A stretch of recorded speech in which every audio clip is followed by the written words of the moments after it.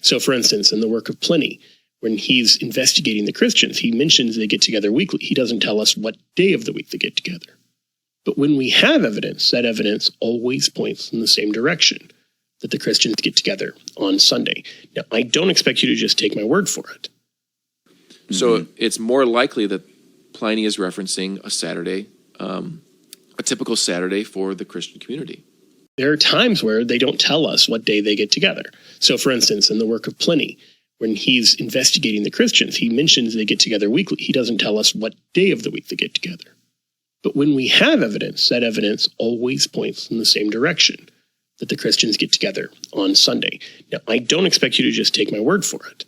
So you always have to kind of be careful as well and be measured in how far you let a source lead you, to conclusions. Yeah. Well, here's a good example. So I'll go back to Pliny's letter. So recall that Pliny is the Roman governor of Bithynia. He's writing about the Christians in the early 2nd century. Which, if everybody remembers too, Bithynia is the region where Peter did a lot of his ministry. But yeah, go ahead.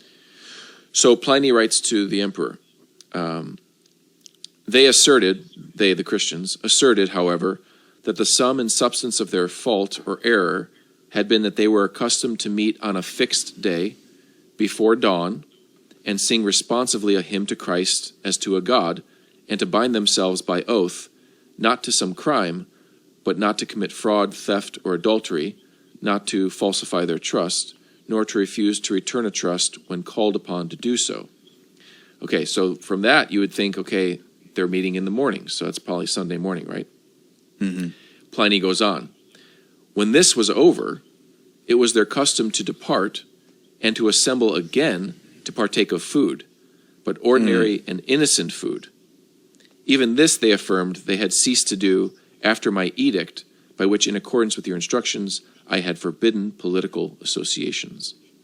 So what Pliny is describing there, he doesn't, again, unfortunately, he does not tell us what day. He just says on a fixed day of the week, the Christians are gathering in the morning for some kind of prayer service, probably some readings, and then they break and they come back together for food, which is reference, obviously, to their Eucharist. We don't know of Jewish services on Sunday mornings, but we do know of Jewish services on Saturday mornings. Yeah. Okay? And again, there's a lot of Jewish Christians still within the church. Mm-hmm. So it's more likely that Pliny is referencing a Saturday, a typical Saturday for the Christian community. Yeah. At least in Bithynia, right? A morning gathering of prayer and worshiping Christ, and then an evening gathering of the supper, the Lord's Supper.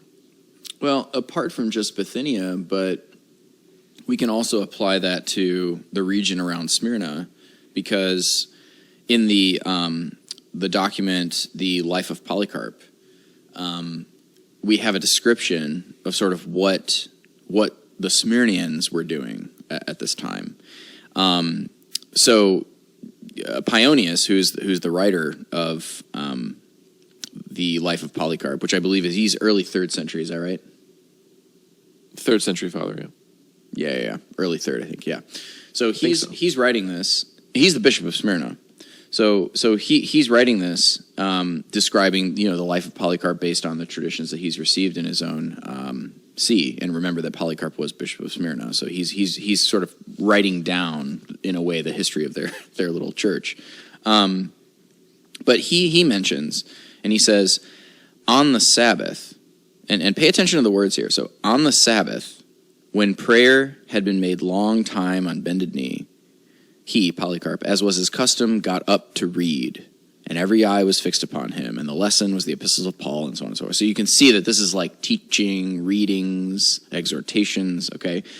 After they describe Polycarp's ordination, it then goes on to say, after this, the others also, having made the proper exhortations and appeals on the Sabbath. And then it says, and then on the following Sabbath, he said, hear my exhortation. So you can see that every single time in this source, it's tough. This is a tough source. But every time that the Sabbath is mentioned, the Jewish Sabbath, you hear it's a common theme: prayer, exhortation, reading. So again, what that shows us is a respect for the Sabbath among many Christian communities, first off, and that the Sabbath was in fact a day when Christians did gather for at least readings, exhortations, prayers, ordinations, all those types of things. What's ambiguous in this text, again, is what he means by the Lord's Day. Yeah. Does he mean that they met Saturday evening, or they waited until Sunday morning to then have the Eucharist? Yeah. That leaves it ambiguous. But again, the point here is that the Sabbath was a respected day, especially among a lot of the Christians of the East. And what you are seeing in Pionius' source from the 3rd century is really the leftover tradition from a time when the earliest church gathered on Saturday mornings.